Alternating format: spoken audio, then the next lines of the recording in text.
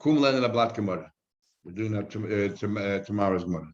Kum len in a blat gemara. We're up to Zayin Amud Aleph, and we're just finished the Vav base. So the Gemara's question was that when one is saying that we would have thought that I say pushes away loisages because if we thought that a bezdin should mete out the punishment even on Shabbos, we would have thought so had it not been for the fact that it says mechalel ma'zumas, and we decided that no, that it says you should not light a fire in your bezdin.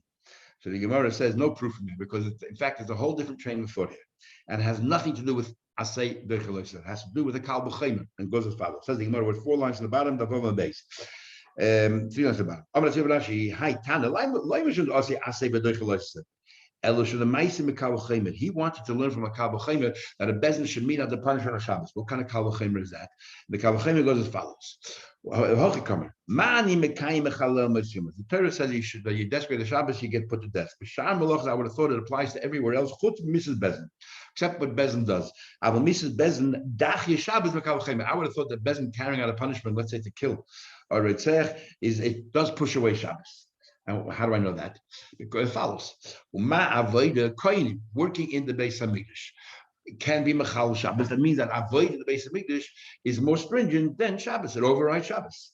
And yet, what do we know about Ritzicha? If somebody committed murder and Bezdin has to meet out punishment and give him capital punishment, and he runs, he's a kohen and he runs the Beis Hamikdash, goes to avoid. The din is you got to pull him away. So we see that even though avoid is stricter than Shabbos, Ritzicha, carrying out the punishment is overrides avodah. We're going to pull away from avodah. Shabbos does not cancel avodah, but Ritzicha, Bezdin's punishment does cancel avodah and pull away. So how do I know that? It says the pasuk that we take him away from his bayah. Only time we leave him there is if he's holding on to the corners of his bayah, and the corner is not even that's not enough. And it couldn't say it says also he has to be doing avodah at the time. But otherwise, we pull them away from Beis Hamikdash. Doesn't matter doing avoid on the floor. So Shabbos, we see so Shabbos, avoid is stricter than Shabbos, and Ritzicha and Bezdin's punishment is stricter than avoid. So surely Bezdin's punishment should override Shabbos, and Bezdin should meet out the punishment on Shabbos. Makes sense. That's what we thought. Why we thought that the Bezdin should be able to carry out the punishment. Nothing to do with Esed, it's to do with this kal v'chaymer from avoid, the Tzich avoid. I said, why did the Bryce said, but maybe not so? What's the maybe not so? What do you mean? Then he said, maybe not. So you have to change your heart. This is what he says. Kvuras, maybe I'm wrong, because kvuras mace mitzvah, burying a mace mitzvah, which we know supersedes everything, will be a good proof. Should not everything that pushes away avodah pushes away Shabbos. But we know that a mace mitzvah we learn from the Lachos, we have more Megillah. That about Melachos we learn now that a koyin, a nazir, and everything else, but Korban Pesach. That a mace mitzvah is doiched avodah. We tell you forget the Pesach, forget everything else. You know, you're not allowed metami yourself according to others. Talking about a koyin, nazir, and Pesach. You're not allowed metami yourself because you're a koyin nazir, but for mace mitzvah you can, right? So mace mitzvah pushes away a koyin, an avodah, or Korban Pesach, and yet you cannot be buried mace mitzvah on Shabbos. So we see just because something pushes away avodah doesn't automatically mean you push away Shabbos. So same thing Bezdin. Bezdin, just because Ritzicha pushes away avodah does not entitle the Bezdin to kill a Ritzich on Shabbos. The Shabbos. So then the Bryce says, but maybe not so. Maybe Bezdin does carry it out. Now, what's the third way? What about Meis Mitzvah? No, maybe Kvuras. But Mother said, no, I know the right thing. We talk a good question. Who told you that Meis Mitzvah doesn't push away Shabbos? The same token that we say that a Bezdin should push away Shabbos, maybe also the Meis Mitzvah should push away Shabbos. In fact, let's put that part of our question.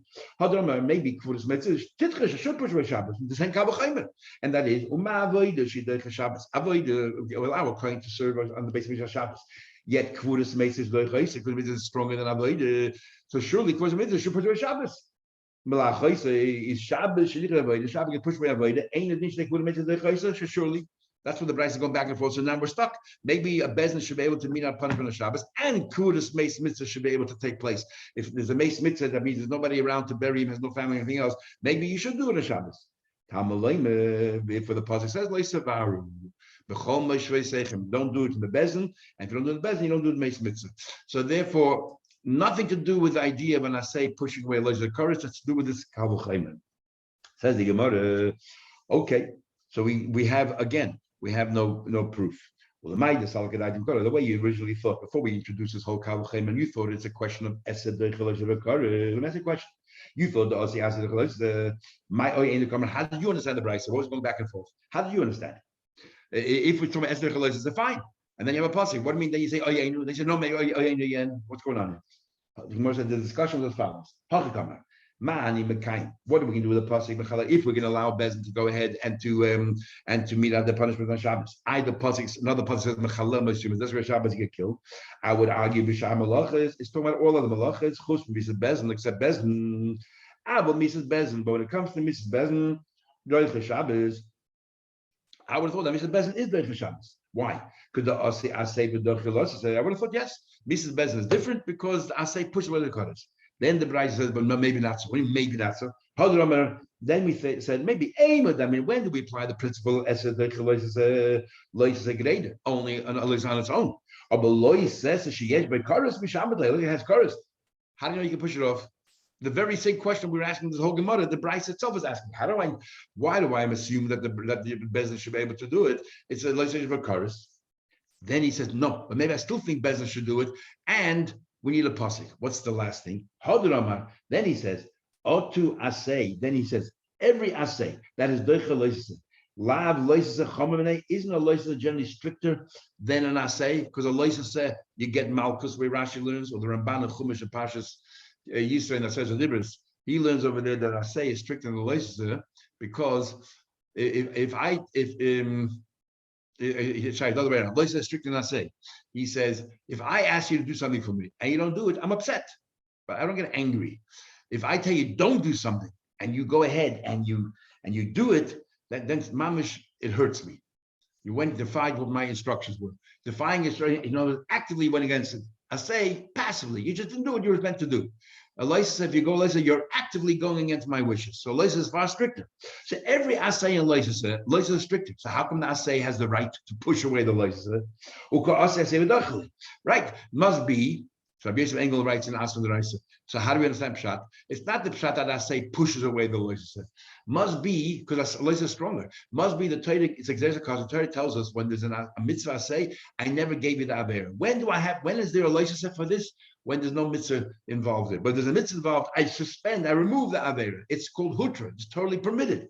So therefore, since every loises and asay loises is stronger, and yet the loises is suspended, so who mali chumra zut, mali chumra rabba. So what if there's a chorus there? If it's suspended, it's suspended.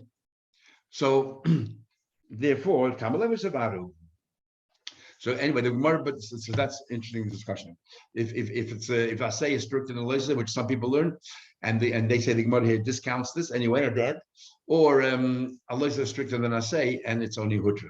But bottom line is, we say there's no proof from here that asay deichel is b'koros because it's not talking about that at all. So again, I told you, Rashi learns the conclusion of the Gemara that if it's hech shemitzvah, the only way you can fulfill the asay is by doing the aveda. Then even if it's koros, asay pushes away. All other shaynas agree. They learn hech shemitzvah means something totally different. Hech shemitzvah means whether this is the mitzvah itself or this is just merely no, but you cannot do the mitzvah without this particular preparation. That's called hechsher mitzvah, but there's another hechsher mitzvah which is much further, which is not hechsher mitzvah, which we say it's a preparation, but you could have avoided, you could have gone around it. There's other ways of doing it, getting there. So it's not really an integral part of the mitzvah. Anyway, but they say never does an asay come along and push away a loises that has kodesh in any circumstance. Taking one further, at least, talking about a thought. So it's heavy. So what? Go back to the original question. Since and I say cannot push away the kodesh, why do I need a pasuk to tell me that you don't marry your wife's sister, even though it's a mitzvah yevama? Why would you think you do? So I'll say for another reason altogether. Forget this whole asay deichel loises the business. I would have thought. I would have thought. To have H is your brother's wife is forbidden to you, like all the other arayis, right? Your brother's wife is forbidden to you while your brother's alive. And so when the Torah says you shouldn't live with any arayis of abomination, all arayis including your husband's, your brother's wife. Then suddenly the Torah comes along and says, but your brother's wife, if he dies, you're allowed to marry. So I would have thought it's not just an exception for your brother's wife, but any other arayis are included in your brother's wife. They're also come permitted, and you should marry. There's not coming on to reflect on itself that this is the isolated case. So that every single erba, regardless of the erba, every single erba, if he's married to your brother and he dies childless, you should marry. That's what I would have thought. Nothing to do with asid derechaloisa. I would have thought that Taita just using that as an example, but all our rights are included.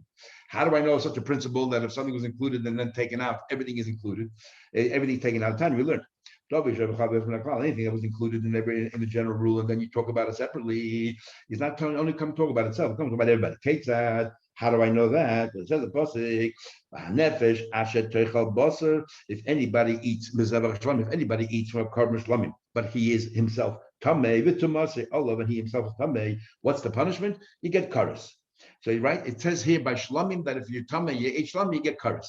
Now l'chayde v'haloi shlamim b'chlal. Kachim shlamim was already included in all other kachim, and we already know that you're not allowed to eat any kachim while you are tamei.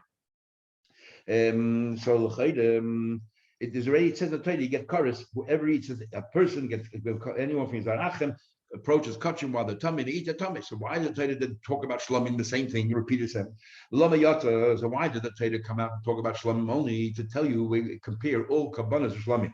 To compare to shlamim, it's not coming just to be as an isolated case, it's coming to reflect on all the kabbanas. Ma shlamim, what do we know about shlamim? It's unique. Kachim mizbech, it's a korban that belongs on the mizbech. Af kol kachim mizbech, any korban mizbech, you ate it while you're tummy, you get kares. Yotzu, what's the exception? If it's a carbon that was made, that you donated to the maintenance of the base of Mikdash, and then you, an animal that you donated to maintenance of Mikdash, and then you happen to eat from it while you're tamei, you don't get kares for that. And how do I know that? From shlamim. So we see that shlamim is not only coming to reflect on itself, but coming to reflect on all other kavanas. So over here, H is one of the arroys and 115 arroys. Below Yotza, why did Taylor just say that one that your brother's wife, if your brother passes away, you can marry? Is lahaki shalet to compare with Leila tell you. My H is up, just like your brother's wife, which is forbidden, but when he dies, Shaya become permitted. It's not limited only to that erba, but all erbas. Any other erba, if your brother's wife, your brother dies, you can marry them. That's what the Gemara says we would have thought. That's why we need pasuk. Says, what are you talking about? What are you comparing to shlamim to this case? It's a totally wrong rule and you misunderstood it. Me dummy, how can you compare? Hasam over there, Klaubis, the Torah says any korban, if you're tummy and eat from it, you get carbs. And then the prat bisa, then he single out shlamim. He say again, if you ate shlamim and you tummy, it's awesome. So you ask yourself, isn't that redundant? We already know shlamim is included and everything is awesome. Why talk about shlamim? So obviously shlamim is the paradigm. Anything similar to shlamim, you get karas, but if it's bedek habayis, maintenance, you don't get karas. But over here, the rule is you're not allowed to live with any of the arayas. Then you talk about your brother's wife and you're being materit. What right do you have to expand that heter? The Torah only matter one of the arayas. That's it. It's limited to that. You can't go ahead and say, well, I'm going to compare all the arayas. Why would you even think so? The general rule is you're not allowed to live with any of the arayas, any of those relatives. Uprat the heter. Then suddenly the Torah allows your brother's wife, not only allows, makes a mitzvah. Your brother's wife, if your brother dies childless, and therefore it's only limited to that. I'll give you an example. This is a different rule altogether, something that was included. The Yotza Lidim B'Davachadir, suddenly the Torah comes along and gives a new dimension, a different rule regarding one of the many different things that were included in the general rule. You can't then, the rule is you cannot then take it and say, oh, it reflects on all the other ones that were included in that Easter. No. Unless the Torah clearly spells out that all the other ones are also permitted. Otherwise, only one that's permitted is permitted. That's it, nothing else. How do I know that? At the time we learned something that was included in the general rule. The Torah gives a new rule. On only one of those cases, you're not allowed to then go ahead and say, well, it reflects on all the other ones. Unless the Torah says so clearly. For example, Kate, for example, it says in the pasuk, Shochat es hakeves. We're talking about a mitzvah. A mitzvah brings three kabbalas and oil and chatas and asham, and the asham is the one that we take the blood and we sprinkle on the kohen.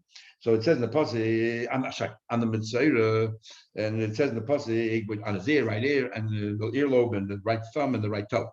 And we use the blood of the korban usher to that. He walks into Shah Nikoner. That's the gate that we decided not to make it sacred so that he can stand there right by Ezes Yisro. And he stands there, he sticks his thumb in his toe and his ear, and they sprinkle the blood. So it says in the pasuk, you should check this sheep that's for the usher. The mokim, the same place, The same place that you shech the karm chatzah, which is on the north side of the base of Mikdash, and the oila, which is also on the north side of the base of Mikdash, in the holy place. And then the pasuk says, "Kikachatas ha'oshamhu," that this osham is just like a chatas, la koyin, and it goes to the koyin. Now, what's the pasuk adding by saying that this osham is like a chatas? Anytime like a chatas ha'osham, what do you need it for to tell me? Like a chatas osham, to tell me that what you shecht on the north side, it already says you should shecht it in the same place. You shecht the chatas. What's the pasuk include? And the osham should be like a chatas. And if you tell you sprinkle the blood and you eat it, the kohenim eat the leftover meat, and you sprinkle a little bit, it's like the chatas. Why should it be different than the other osham, which is exactly what you do with any osham, which is it says Zois Teres Osham applies to all Oshamas. So what's it coming to add? The Osham like a Chatas. You know why? The Fi Shiyotza Osham Mitzayda, because the Osham Mitzayda is different than all other Oshamas. In what way? Lead them bedover achadish. It's something new that you do here, you don't do anywhere else. And that is the boy and yad, the boy and regel hayamanis. That you actually place on his right thumb, ear, and his right toe. You don't do that in any other Osham. So because in one respect is different, I would have thought, you know what? Maybe it's different in all respects. I would have thought, right? Once you tell me that it has certain differences and nothing else, maybe it's different in all respect. We can't just automatically assume it's the same with everything else. We have to think to ourselves, maybe you don't sprinkle blood, different than all other Hashamas. Maybe you don't put the fats on his back and so on. That's why the pasuk has this. No, in every other respect, this Osham like a chatas, only these unique things. What does he clear from here? The moment the Torah sets aside one thing from the rest, we don't in any way compare it to the rest. So if the Torah clearly said that all arayos are forbidden, and then the Torah said your brother's wife, one of the arayos, if he dies childless, you can marry your brother. You should marry your brother's wife. You can't just automatically extrapolate that you can do the same all other arayos. And the Gemara concludes, we learn out from this passage, to una matan dummy requires sprinkle blood, and when you're fasting with bech, Osham to matan dummy when going to base, and Osham requires all of that. The Eloi had the crow have I would have thought if the pasuk wouldn't have repeated those words that the Osham is like a normal chatas, I would have thought lamai de nafak. Once the Torah says that this particular Osham is different, I would have thought it's different completely. Well, whatever the Torah did not mention about this new Osham, we don't do on our own. We can't just automatically assume that it's similar to other Oshams. So I'm saying over here, have I would have thought that H is the Shtarya is Shtarya. So even if you're right, we would have thought all we know from here is that your brother's wife is permitted to you if he dies childless. Or why would you think that other is permitted? So my original question goes back. Why do we need a pasuk allowed to tell you that don't think you can marry your wife's sister? Why would you think you could? Just because you're allowed to marry your brother's wife, the Torah specifically said your brother's wife you can marry if he's childless. No other heter. So what's the have him in here? And we already discredited the idea of Esed because it has chorus. And now we discredit this idea that we thought that once the Torah allows one, it allows all of them. No such thing. Ella, I'll tell you what we would have thought. So I would have thought we would apply another principle over here. And what principle is that? Let's make a b'mematzinu. B'mematzinu means it's a rule. One of the ways of learning the Torah is what do we find over here like this, and this is similar. So let's apply the same rule here. It sounds very similar. Ma is one of the arroyos, and yet miyabma, the Torah said if your brother passed away, marry her. So I would have thought isha, your wife's sister, is similar as one of the arroyos. Tisyabim, and you're married to your brother, he dies, you should marry her. It's called a mematzinu. No none of that. Not because it's the other principle. It's just a mematzinu. What do we find there? Let's apply here. So it's not the same. Me dummy, what are you talking about? When it's your brother's wife, there's one avera here. You're not allowed to live with your brother's wife. Okay, while your brother is alive. So you're in the midst of Yibum. But if it's your brother's wife and it's your wife's sister, now there's two averas. Over there's only one avera. It tells you know what? One avera I'm going to remove. I want you to marry her so that the brother's legacy can remain. But if there's an additional avera, not only is she your brother's wife, she's also your wife's sister, then where do you find that two averas you're allowed to? There's no mematzin. It's not the same. Very different. Says the Gemara. Midami. Hasam over there. Chad yisur. Hachatrei yisur. There, it's one yisur. Here's two yisurim. So go back to the question. Why would we have thought that you're allowed to live with your wife's sister that you have to tell me no? So you must I'll tell you why. Another principle. I would have thought, Hoyel the ishtre, since you're not allowed to live with your brother's wife, and yet suddenly when he passes away, we say that the childless. we say that you're allowed to. So maybe it pulls along with it all the other isurim and releases you from those isurim as well. It's a principle called Hoyel the Ishtra Ishtra. Once it's permitted, it's permitted. Umanat Taimra, where do you find such a principle? Such a principle that once it's permitted, it's permitted. Says the Gemara. We say Hoyel the Ishtra. Sorry, how do you know that you say this rule Hoyel the Ishtra Ishtra? The Tanya we learned. So we learn as follows. When you have a Mitzvah, the Mitzvah ends, his Shras ends, the first thing you do is you take two birds, one you send away, and one you shecht, and with the blood you spray it on the Mitzvah. Okay. And then he waits 7 days, count 7 days, and at the end of 7 days, the first time you have to shave all his hair like we learned yesterday. Then at the end of 2 days, then at the end of 7 days, he has to then go through the ritual again, and he goes to the mikveh, and he has to cut all his. But we give him 3 kabbanas. We have 3 kabbanas: an oila, a chatas, and an oshim. And then we take him there, and we stand in the shar nikoner, and we spray blood on him, and we do all that. And which the shar nikoner is between between Ezes Yisrael and Ezes Noshim. It's right there, and he sticks his thumb out and everything else. And then we put oil there as well.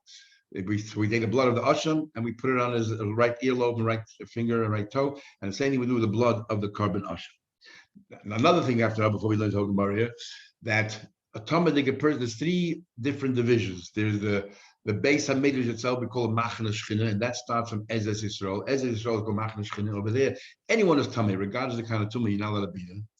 Then you have the Machna Leviyah, which is the Temple Mount. The entire Temple Mount is called Machna Leviyah, and there, if you're a Tamei Mace, you're allowed to be there, you're allowed to go to the Ezes Nashim. But if the tumah emanates from you, for example, you're a male Zav or a female Zav or a Nida or a Yeledes, over there, you're not allowed to go on the Temple Mount, Mahatera. And then you have the rest of Yerushalayim, which is called Machna Yisrael. That's only forbidden for a Mitzvah. A Mitzvah cannot be in Yerushalayim at all. Then came along the Chachamim and said that a Mechusik Kippur, what's a Mechusik Kippur? So a person who's Tamei, he goes to the mikveh, he's all right. If you want to eat truma, you have to wait till sunset. And you call it Tvul Yom. You went to the mikveh already, but you need to wait till sunset. And that, so that a Tvul Yom, that tumah, you're not in Midrabanan, not only you're not allowed to go to the Machna Shechina, you're not allowed to even go to the Machna Levi. It means you're not allowed to be on the Temple Mount. And then you have a Tvul Yom. And then you have a Mechusik Kippur, somebody who's missing, who already went to the mikveh, already had the sunset, but he cannot eat from the karbanos until he brings his carbon tomorrow. And Mechusik Kippurim is only not allowed to be in the Machna Shechina, in the base of Mikdash itself, but it could be in the Machna Leviyah. Now, why do we need all that information? We'll see in a minute. So here we have a case. The time we learn, okay, the 8th day is Erev Pesach, which means this is that he already went to the mikveh, he already had Erev Shemesh. The only thing right now he is a Mechusik Kippurim, which means that he has to finish bringing all his kabbanas. So we allow him to walk through the Ezes Nashim, and he goes to he's not allowed to be in Ezes Yisrael, but Mechusik Kippurim can't be in the Machna Shechina, so he goes to this gate called Shar Nikoner, which is right there in between Ezes Yisrael and Ezes Nashim, and he's standing right there, and we make sure that that gateway is not holy. All the other ones are consecrated, this one is not, and we allow him to put his thumb through, even though normally there's an argument if you put it even a little bit into parts that you shouldn't be, maybe be a bit mixes, maybe you're liable, but here the Torah clearly says the Mitzvah can put his thumb through. That's how you do it. And that's how he finishes his Kippur.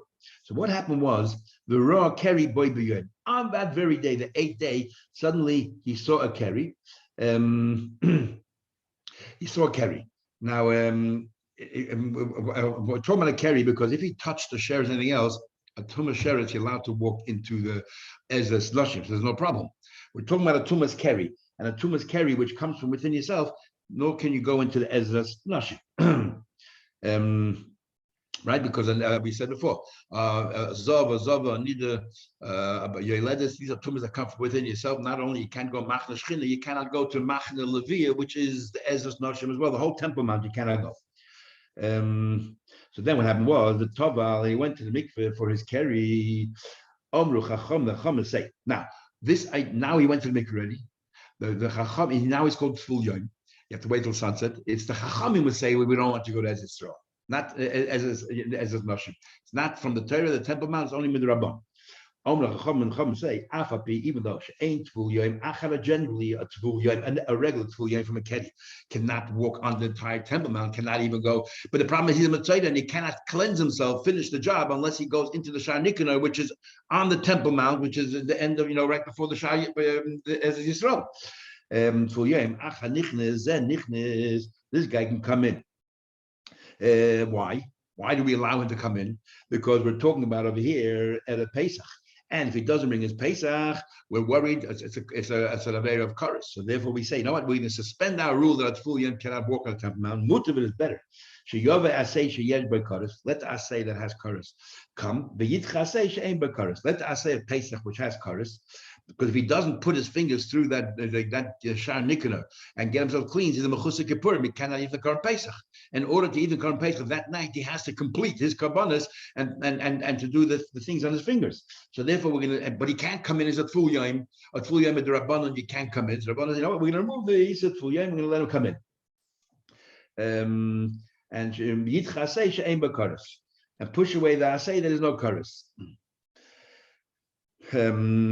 Rabbi Yochanan said, Rabbi Yochanan said, the way it sounds from here is that the Tvul Yom Mahatoida shouldn't walk on the Temple Mount.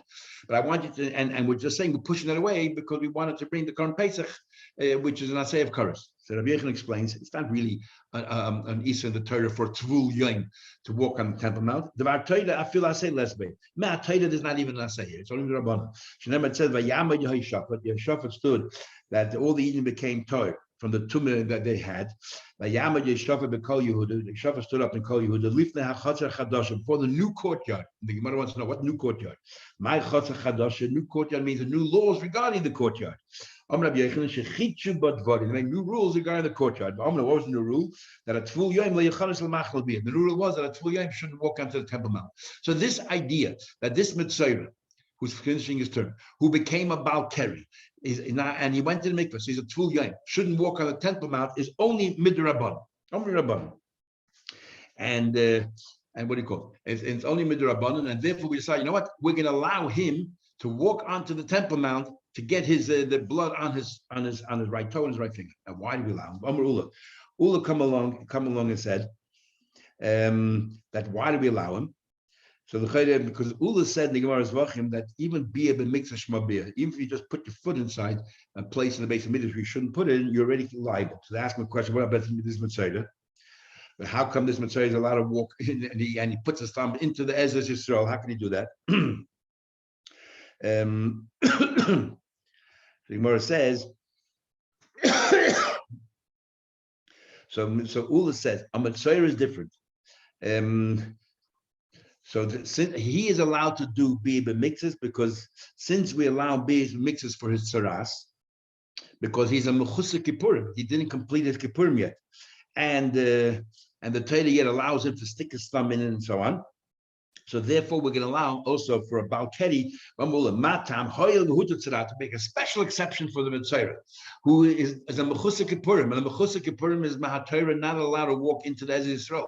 Yet we allow him to stick his thumbs, and normally sticking thumbs in is enough to be considered liable in Chayav Kares. But we allow the Mitzvah, so there's a heter for the Mitzvah. So we drag along with that heter, Hutu Likeria. We also say, you know what, that for his keri, which he shouldn't be on the Temple Mount at all, we are going to be matter that as well. So what do we see from here? The principle that once we are matter one Aveda, we're matter other Avedas with it as well. So maybe that same thing when it comes to Yevama. Since we are matter your brother's wife, will be matter also your wife's sister. It drags it along, pulls it along. So I'm saying here that since we allow a special heter to put his thumbs through into the Machne Yisrael, we're going to also pull along also a heter that a Tvul Yom can stand on the Temple Mount, can go in there in the first place.